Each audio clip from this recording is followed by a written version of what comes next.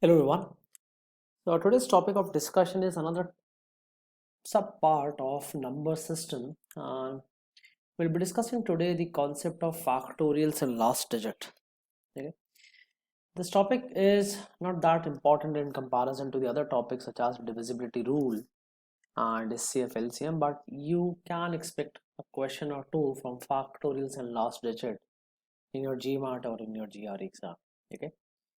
So we'll start today with the concept of factorials. What exactly is factorial? What type of different questions you can expect from that, and then probably in the next video we'll discuss the concept of last digit. Okay. All right. So let's get going. Let's start with this factorials. So everyone knows what exactly is n factorial, or what's the expansion of n factorial. So when you say n factorial is nothing but product of all the natural numbers from 1 to the number itself, with an exception of 0. So when you write n factorial, it is equal to 1 into 2 into 3 into 4 into 5 and so on and so forth up till n. For example, if you write 6 factorial, that is simply equal to 1 into 2 into 3 into 4 into 5 into 6. Or for example, if you write 5 factorial, then that is simply equal to 1 into 3 into 4 into 5. Now when you talk about 0 factorial, so 0 factorial is always equal to 1, and that comes from the definition of the term factorial. So we will not be discussing the definition of term factorial here. That's the concept of permutation and combination.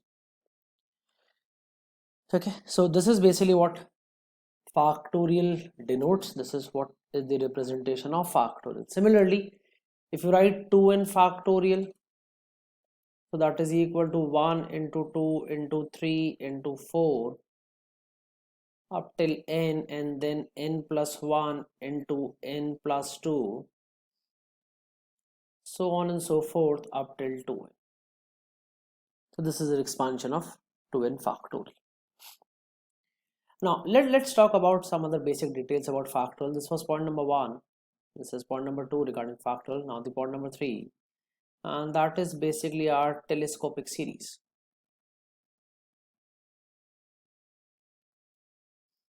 Of factorials. Now it's just converting from one form to the other so that we can evaluate or we can figure out our answer. So for example, if someone gives you evaluate n into n factorial, evaluate for example 11 into 11 factorial, or simplify this. Now n into n factorial can be rewritten as n plus 1 minus n into n factorial, which can be rewritten as n plus 1 into n factorial minus n into n factorial. Oh, I have done something wrong. Bad, sorry. This is n plus 1 minus 1, because what we need is n. So it's n plus 1 into n factorial minus n factorial. So this is equal to n plus 1 factorial minus n factorial, because n plus 1 into n factorial will automatically become n plus 1 factorial. Which means if you talk about 11 into 11 factorial, then 11 into 11 factorial will simply be equal to 12 factorial minus 11 factorial. Right. So for example, let's say they ask you a question. Calculate or find the sum of 10 into 10 factorial, 11 into 11 factorial, and 12 into 12 factorial. So 10 into 10 factorial is 11 factorial minus 10 factorial.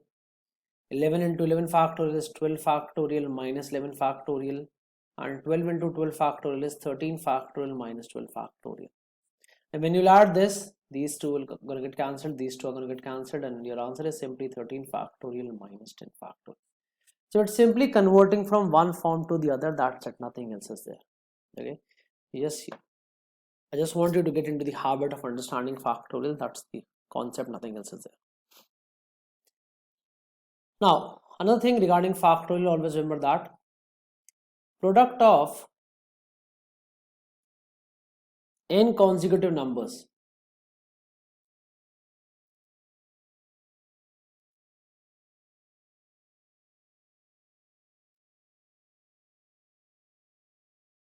is always divisible by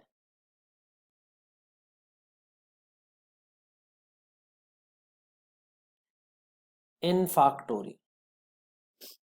Product of n consecutive numbers is always divisible by n factorial. For example, if I write, let's say 63 into 64 into 65 into 66 into 67. So 5 consecutive numbers, they are always divisible by 5 factorial. This is another point which we need to remember. So product of n consecutive numbers is always divisible by n factorial. Again, it's just a piece of information which, if you know, would basically help you in solving the questions. Okay. And last is n factorial can be expressed as product of, or better write it in this way, n factorial can be expressed as factors of prime powers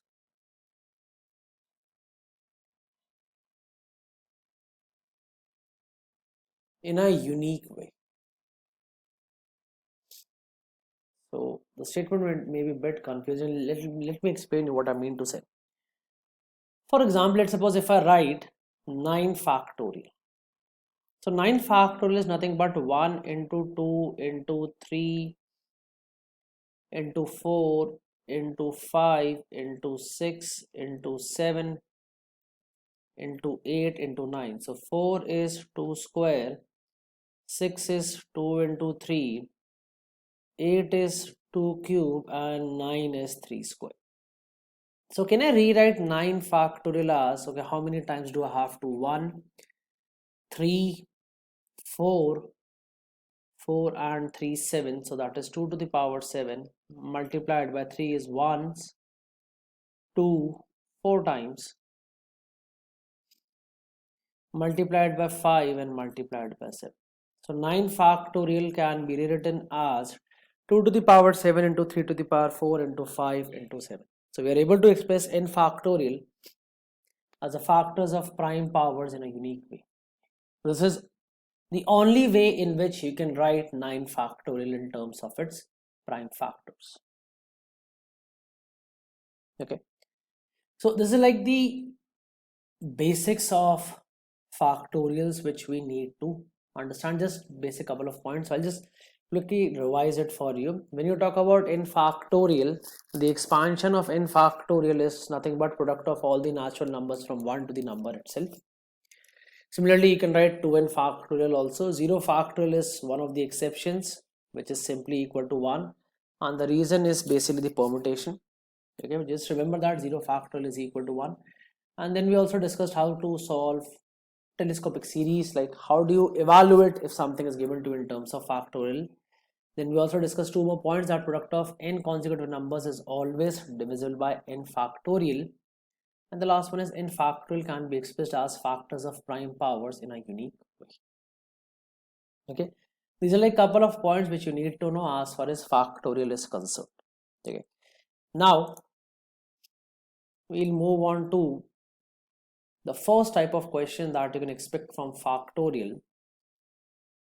So rather than teaching you the theory of this, what I have actually thought is I'm going to make you understand this concept with the help of an example, because sometimes the theory is not as crystal clear as one expects it to be. So let's say what the question is. Let's take an example. Calculate the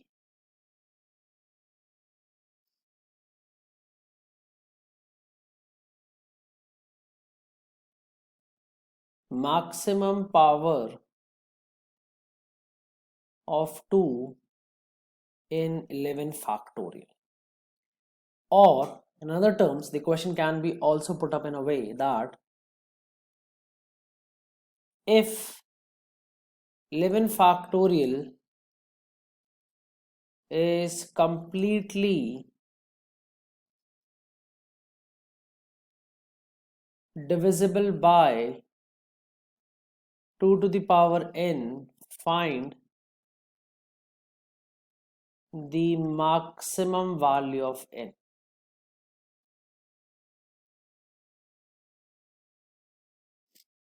If 11 factorial is completely divisible by 2 to the power n, then find the maximum value of n.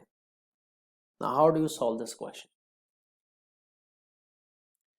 Okay, so my method number one to solve this question is we'll hit the grassroots levels. So calculate the maximum power of 2 in 11 factorial. So I just need to figure out how many 2's are there in 11 factorial. So 11 factorial is nothing but 1 into 2 into 3, 4 into 5 into 6 into 7 into 8 into 9, 10 into 11. So let's say how many 2's are there in 11 factorial. Let's see how many 2's can we figure out. So I have a 2 from here. Then 4 is nothing but 2 square. Then 6 is nothing but 2 into 3. Then 8 is nothing but 2 cube. Then 10 is nothing but 2 into 5. I can't have any more 2's because only even numbers are going to give me 2. So how many 2's do I have?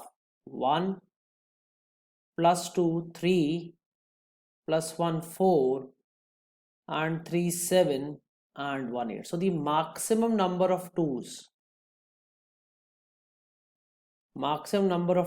that I can get is equal to 8. The maximum number of 2's that I can get is equal to 8. So the maximum power of 2 in 11 factorial is simply 2 to the power 8. Or if, in other terms, if someone asks you, if 11 factorial is completely divisible by 2 to the power n, then find the maximum value of n. So the maximum value of n is 8. As soon as I'm going to make it 9, then 11 factorial is not divisible by 2 to the power 9. Because after cancelling 8 2's from numerator and denominator, I'll still be left with 1 2 in the denominator. Okay. And that 2 is not going to get cancelled because I have taken out all the 2's. So the maximum power of 2, 11 factorial can have is 2 to the power 8. Or if 11 factorial is completely divisible by 2 to the power n, then the maximum value of n can be simply equal to 8. Now the problem with this method is that you can't use this method for bigger numbers. For example, if I ask you calculate the maximum power of 2 in 57 factorial. Now you can't go on writing numbers from 1 till 57. It's not feasible, right? It's going to take a lot of amount of time. So another method by which we can solve this question, the method number 2, is using the concept of greatest integer factor. So let's suppose if I ask you calculate the greatest integer factor of 5.81, so your answer is 5. Calculate the greatest integer factor of 6.03, that is equal to 6. Calculate the greatest integer factor of 3.9992, it is 3, it's not 4, because the maximum integer available to us in 5.81 is 5. The maximum integer available to us in 6.03 is 6. The maximum integer available to us in 3.992 is 3. Okay. So how do we solve this question with the help of this method? So what we're going to do is we're going to divide this number by the corresponding powers of 2, and we'll take the greatest integer of that answer or of that result.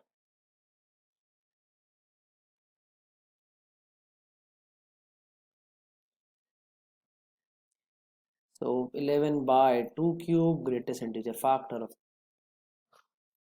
and 11 by 2 cube, 2 to the power 4, greatest integer function of that, and so on and so forth. Now, why are we doing this? We'll discuss regarding that also, but let's first understand the method, then we'll discuss why. So if we talk about 11 by 2, 11 by 2 is 5.5, so that is greatest integer function of 5.5, and that is equal to 5. Then 11 by 4, so that is 2.75, and greatest integer function of 2.75 is 2. 11 by 8 is 1.375, so greatest integer function of 1.375 is simply equal to 1. Now if we'll go for 11 by 16 or then 11 by 32 and then 11 by 64, there is no point of doing that. The reason being is that as soon as you'll cross the number, that is as soon as your denominator becomes bigger than the numerator, your answers will always be in 0 point something. So greatest integer function of 0 point something will always be 0. So from here on, as soon as your denominator becomes greater than the numerator, the greatest integer function will start coming out to be 0. So how many 2's can we have? 5 plus 2, 7, 7 plus 1, 8. So again the maximum number of 2's that we can have is equal to 8. Okay, now let's check when we do 11 by 2 and greatest integer function of that, then we do 11 by 2 square, greatest integer function of that, and so on and so forth. So we get exactly the answer that we want. So how does this give us the correct answer that we're looking forward to? Okay, so I'm going to remove this method number 1, method number 1, so that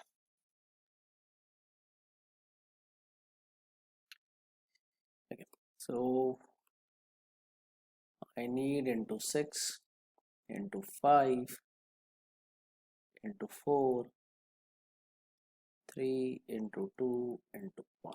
Okay, this is what we have basically. Now when we do 11 by 2 and greatest integer function of that, our answer came out to be 5.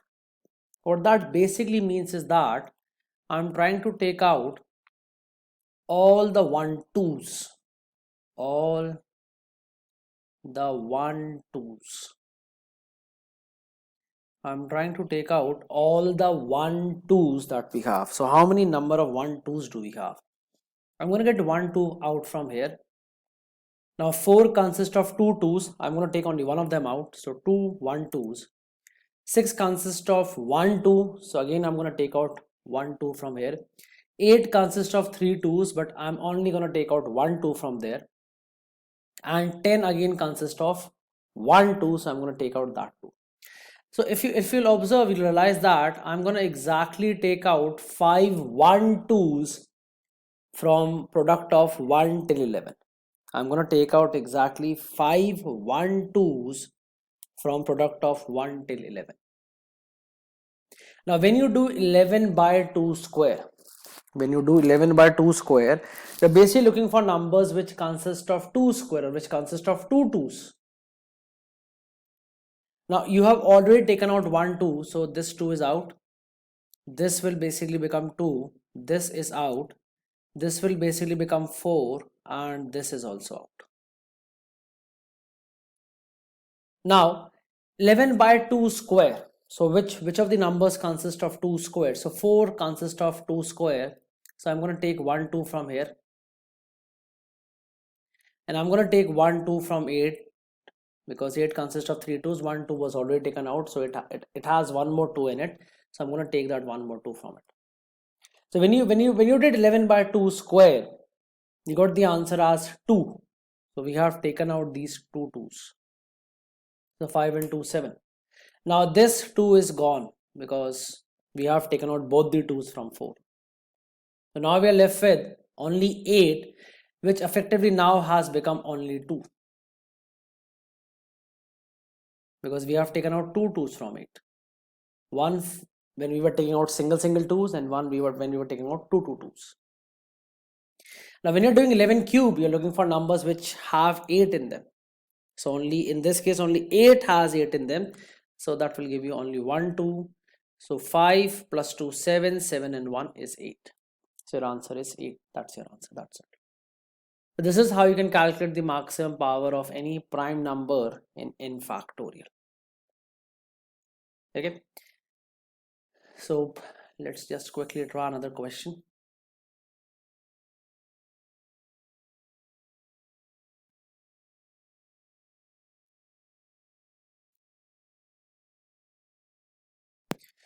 So we can take a simple example again. Calculate the maximum power of 3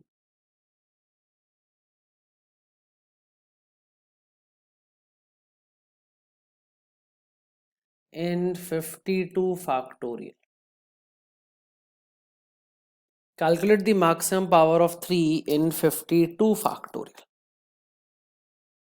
So what we'll simply do is 52 by 3, greatest integer function of that, plus 52 by 3 square, greatest integer function of that, 52 by 3 cube, greatest integer function of that,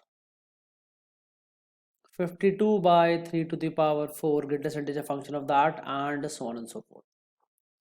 Now as soon as you'll reach 3 to the power 4, 3 to the power 4 is equal to 81. So from here, when I'll do 52 by 81, it will be 0 point something, and greatest integer function of 0 point something will again be equal to 0, right? So there is no point of doing it after 52 to the power 3 or 52 divided by 3 cube. There is no point of going ahead than this. It's not required. So we'll stay till 52 by 3 cube. So when you talk about 52 by 3, so when we'll divide 52 by 3, this will basically give us 17 point, because 17 into 3 is 51, so this will give us 17.33. The greatest integer function of that is simply 17. 52 by 9, so 9 5s are 45, so this will be 5 point something. Again, that point something is not required, so this will simply give us 5. And 52 by 27, 27 into 2 is 54, so this will be 1 point again something, so this will give us 1. So 17 plus 5, 22 plus 1, that is 23. So the maximum power of 3 in 52 factorial is 23. That is all that you have to do. Okay. Now let's say suppose, now let's change the question. Instead of having a prime number, let's say the question was something like this. Calculate the maximum power of 12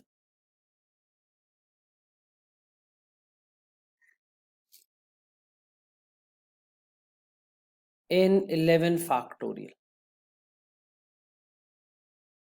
Calculate the maximum power of 12 in 11 factorial. Now what usually most students do in this question is that they say, okay, it's 11 factorial by 12. So let's do 11 by 12 and greatest integer function of that, and this comes out to be 0 point something. And they say, okay, my answer is simply 0, which is incorrect. Let me prove that to you. If you're going to write 11 factorial, then that is 1 into 2 into 3 into 4 into 5 into 6 into 7 into 8 into 9 into 10 into 11. Okay, so from 4 we're going to get 2 square, 6 is nothing but 2 into 3, 8 is nothing but 2 cube, 9 is nothing but 3 square, and 10 is nothing but 2 into 5, and 2 is of course 2. Now if you want 12, what you exactly need is 12 is nothing but 4 into 3, so that is nothing but 2 square into 3. That is nothing but 2 square into 3. So let's first calculate how many 2's do we have in 11 factorial. So 1, 2, 1 and 3 is, well, sorry, 1 plus 2 is 3, 3 and 1 is 4, 4 and 3 is 7, 7 and 1 is 8. So we have a total of 8 2's. Okay, what about 3's? We have 1 3, we have 2 3's, and we have 4 3's. If I have 8 2's and 4 3's, can I say I'm gonna get 4 12's?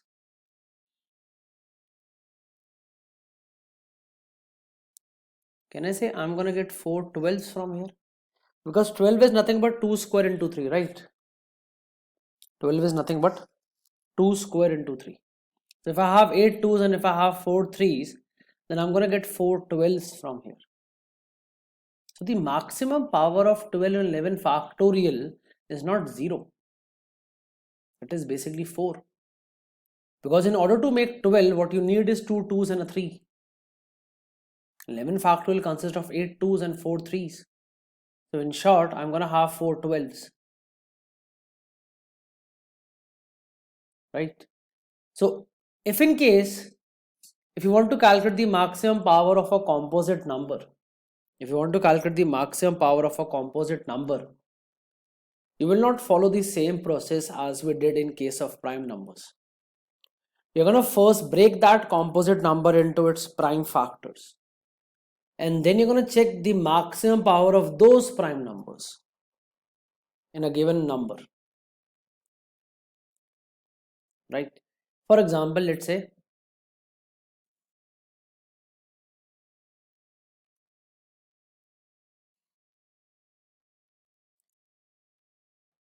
calculate the maximum power of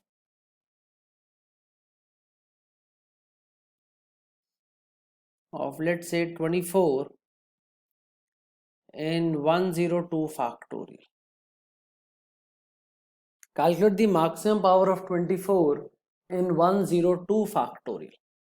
Now what is 24? 24 is nothing but 3 into 8. What is 8? 8 is 2 cube. So I first need to figure out how many 2's will be there in 102 factorial, which will help me in understanding how many 2 cubes will be there. Then I'll have to also check how many 3's are there in 102 factorial. And then I'll have to see which one of them is the limiting factor. Whether it's the 2 cube, which is the limiting factor, whether it's the 3, which is the limiting factor. So let's start with 2. So 102 by 2, greatest integer function of that, this will simply come out to be 51. 102 divided by 4, so 100 by 4 is 25, so this is 25.5. Greatest integer function of 25.5 is simply 25. 102 by 8, so 8 ones are 8, then we will have 22, so 8 twos are 16. This will be 12 point something. I don't need point something, so I'll simply stick with 12. And it will be 102 by 16, that is 2 to the power 4. So 16 6 are 96, 16 7s are 112, so I don't need 7 because that is more than 102. So I'll stick with only 6. 102 by 32, 32 into 3 is 96, so this is 3. And then 102 divided by 64, and this will simply be equal to 1. Now there is no point going further because as soon as denominator becomes greater than numerator, then the greatest integer function will always be equal to 0. So the maximum power of 2 is 51 plus 25 plus 12 plus 6 plus 3 plus 1. So this will give me 76, this will give me 18, this will give me 4, 18 and 4 is 22, 22 plus 76 is 98. So first point, the maximum power of 2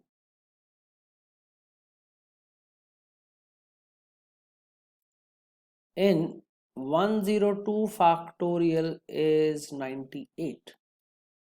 Now do I need the maximum power of 2? No. I need maximum power of 2 cube. So I'll have to divide 98 by 3 because 3 2's are going to give me 2 cube. Now 96 is not completely divisible by 3, but sorry, 98 is not completely divisible by 3, but 96 is. So 98 can be rewritten as 2 plus 3 into 32.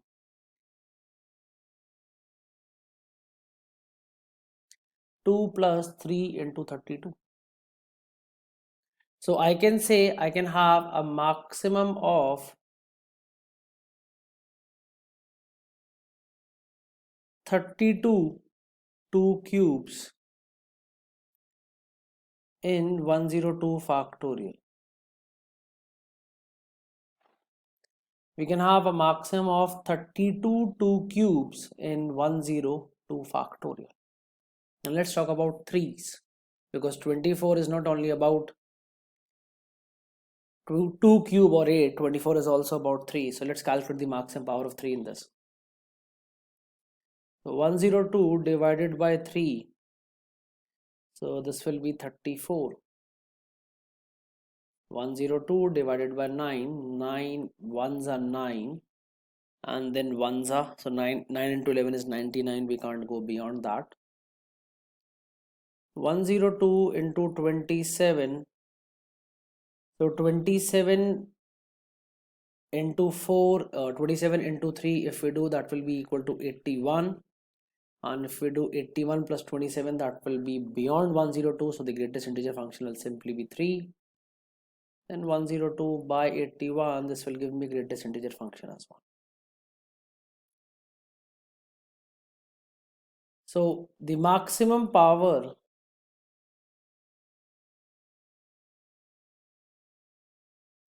of 3 in 102 factorial is 34 and 11, that is 45. 45 and 4 is 49.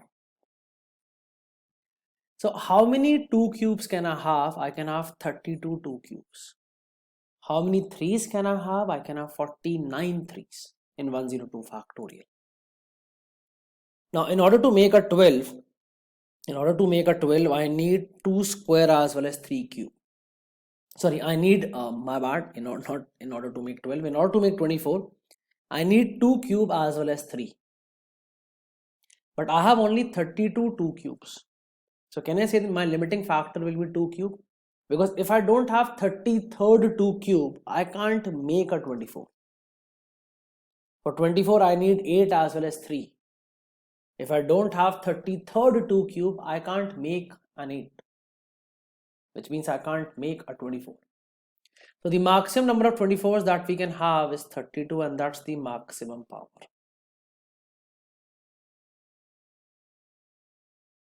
And that's the maximum power of 24 in 102 factorial, and that is your answer.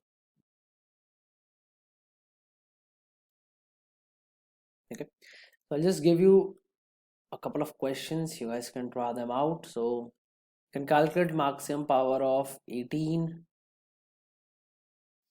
in 98 factorial. Also try maximum power of 144 in 1021 factorial. Okay, try these two questions and let me know your answer in the comment box. Okay, so this is what you need to know as far as maximum power is concerned. Okay, all right, let's move on to the next thing, and that is the number of trailing zeros. So the question is, calculate the maximum number of zeros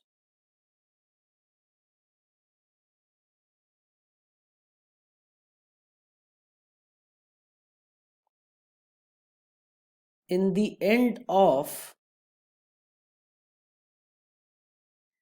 the expansion. Let's say, for example, 31 factorial. We need to calculate the maximum number of zeros in the end of the expansion 31 factorial. Now the first thing that we need to figure out is, how can we get a 0? Now in order to have a 0, you need a 10. In order to have a 0, the minimum requirement is you need to have a 10. If you want to have a 10, then you need a 2 as well as a 5. If you want a 10, then you need a 2 as well as a 5. Which means indirectly what the question is asking us, the question is basically asking us to calculate the maximum power of 2 and maximum power of 5 in 31 factorial. And then whichever of them is the limiting factor will basically be our answer. So let's see, let's calculate the maximum powers. So 31 divided by 2, greatest integer function of that will be 15. Then 31 divided by 4, this will be 4 into 7 is 28, so greatest integer function will be 7. 31 by 8, 8 3s are 24, 8 4s are 32, so no point of going to 4. Then 31 divided by 16, this is going to give you 1, and no point going further, because now it will become 0, because next one will be 31 divided by 32. So the maximum power of 2 that we can have is 16 and 8, which is 24. So maximum power of 2 that we can have is 24. And let's talk about maximum power of 5. So this is 31 divided by 5, that is 6. And then 31 divided by 25, that is equal to 1. So the maximum power of 5 is basically equal to 7. So we can have a maximum of 24 2s and 7 5s. So what is the maximum number of 10 that we can make? We can make a maximum of 5 10s. We can make a maximum of 5 10s. That's it. Sorry, my bad. We can make a maximum of 7 10s. I'm sorry, not 5 10s. We can make a maximum of 7 10s. We have 5 7 number of times. We have 2 24 number of times. So in this case, 5 is acting as a limiting factor, so we can have a maximum of 7 5s, which means we can have a maximum of 7 zeros in the end of expansion of 31 factorial. Okay. Now, whenever you have n factorial, interesting thing to note about this question is that whenever you have n factorial, can I say your limiting factor will always be 5? Can I say your limiting factor will always be 5? So why should one waste time in calculating the maximum power of 2? Because if you want to have a 2, you will have at least 1 2 from every 2 consecutive numbers. That is, every alternate number is going to give you 1 2 at least. But in order to have a 5, you need at least 5 consecutive numbers. You need at least 5 consecutive numbers. For example, if I do 1 into 2 into 3 into 4, you will not get a 5, but you will definitely get 2s. You'll get the first 5 when you do 1 into 2 into 3 into 4 into 5. And the next 2 will come when you'll have 10. Then the next 5 you will get is when we'll have 10. Then the 5 after that will come when you'll have 15. Right? So whenever you have a number in form of n factorial, you can simply say that your limiting factor will always be equal to 5. If you want to calculate the maximum number of trailing zeros, there is no point of calculating the maximum power of 2, because the number of 2's will always be greater than number of 5's if the number is in the form of n factorial.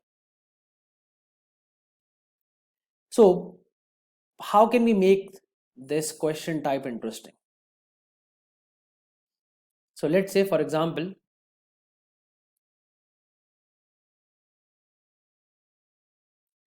the question is calculate the maximum number of zeros in the expansion of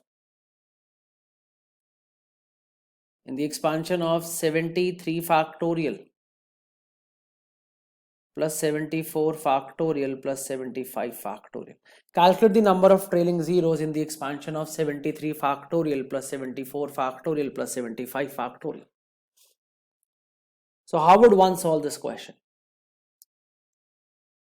So what we'll do is, now in this case we can't say that okay, let's calculate it for 73 factorial, whatever will be the answer for 73 factorial will be our answer. We can't do that. We can't say that just 73 factorial is our limiting factor. No, we don't know that.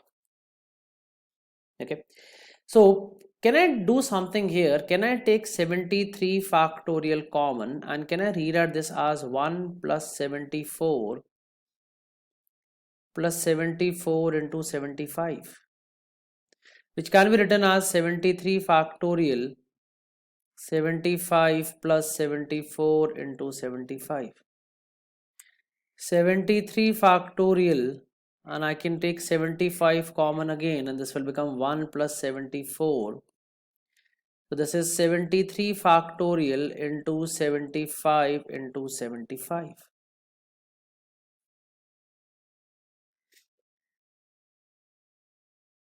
Now, if we talk about the number of 2's in 70, or let's first start with the number of 5's in 73 factorial.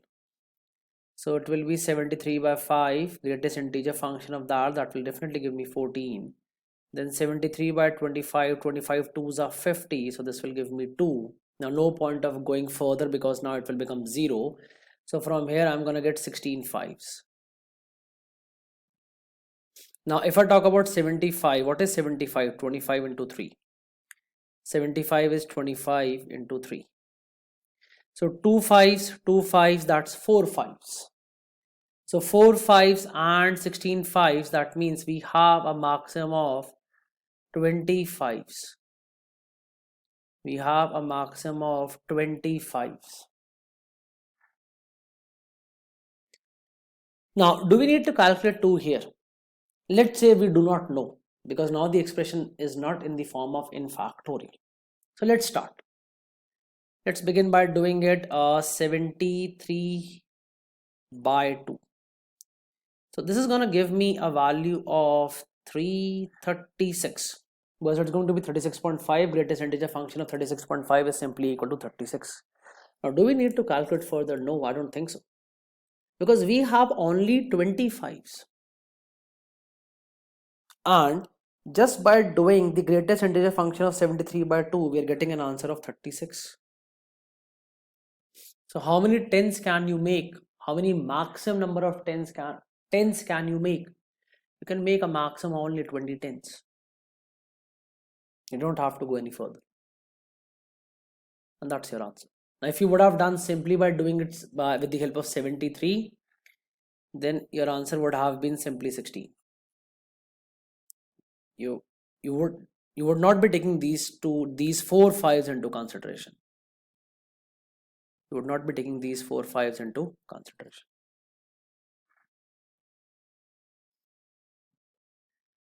Alright, so this is the concept about factorials, that you need to know the maximum power, the maximum number of trailing zeros, because they may ask you this in GMAT or GRE, but the chances are very less. But yes, you should know.